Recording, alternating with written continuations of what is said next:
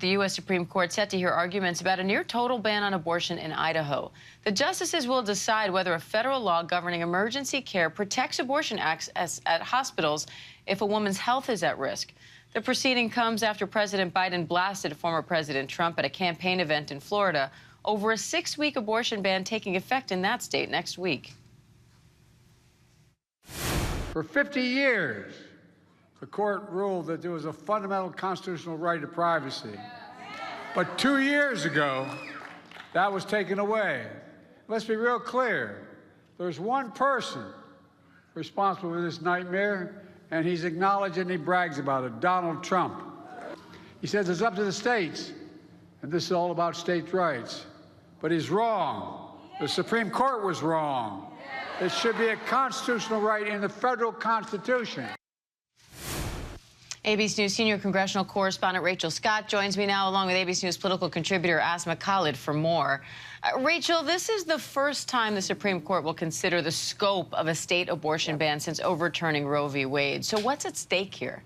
The stakes here are huge, Diane. What the justices ultimately decide could determine when doctors provide emergency medical abortions. Look, at the center of this case is the state of Idaho, which does have an abortion ban in nearly all cases. It has a narrow exception that includes to save the life of the mother. But what the Justice Department is arguing here is that even in states with near total abortion bans, they say that under federal law, hospitals are still required to terminate a pregnancy if the patient's health or if their life is at risk. And what the Justice Department is pointing to here is a law that was passed decades ago before Roe versus Wade was overturned.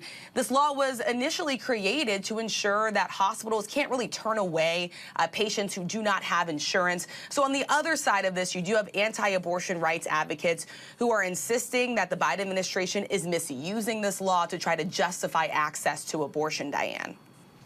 And Rachel, the Supreme Court's also hearing arguments on the abortion drug mifepristone. What can we expect there? Yeah, mifepristone, that is the abortion pill that is used in more than half of abortions in the United States. So this could have a major impact even in the states where abortion is currently legal. What the Supreme Court is taking up will not decide whether or not mifepristone is banned altogether, but the justices could decide to further regulate the drug. The FDA sort of rolled back these restrictions, allowing that pill to be used up until 10 weeks of pregnancy instead of just 7, allowing it to also be prescribed by mail. And so if the justices believe that those FDA regulations went too far, that they need to be rolled back, then that could have a big impact because a lot of women still don't find out that they're pregnant until 6 weeks of pregnancy, Diane. Now, Asma, 21 states have enacted new bans and restrictions on abortion access after the Supreme Court overturned Roe v. Wade. Now abortion is expected to be on the ballot in a number of states, including in Florida, where President Biden held that campaign event. So how big of an issue is this for the upcoming election? It's a huge issue. We saw this in the midterms. I think many of us who cover politics thought that other issues like the inflation or the economy might be paramount, but ultimately it was abortion that was the single most important issue for many voters. And look, I think regardless of whatever the Supreme Court decides in this Idaho case or the mifepristone case, what this means is that the Supreme Court decision that will come down in June or July, the summer before the elections, means that ultimately abortion as an issue will be back in the national spotlight for many voters. And I think that does advantage Democrats. We've seen that time and again when the issue of abortion access, reproductive access has been put directly to voters, voters have chosen to expand reproductive rights. I think the big question is we have yet to see an election where Joe Biden or Donald Trump's name is also at the top of the ticket. Rachel, what's at stake for the president here, depending on how the Supreme Court rules? Look, we know that the Biden campaign is putting the issue of abortion rights front and center. You saw the president just yesterday. He was in Florida, a state that's just days away from enacting a 6-week abortion ban. Again, many women don't even know that they're pregnant until after 6 weeks of pregnancy.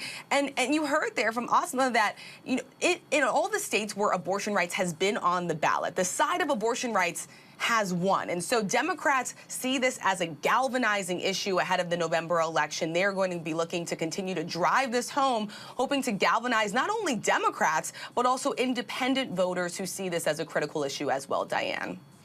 Now, Asma, this afternoon, Arizona state lawmakers will reconvene to debate a Civil War-era law that bans nearly all abortions.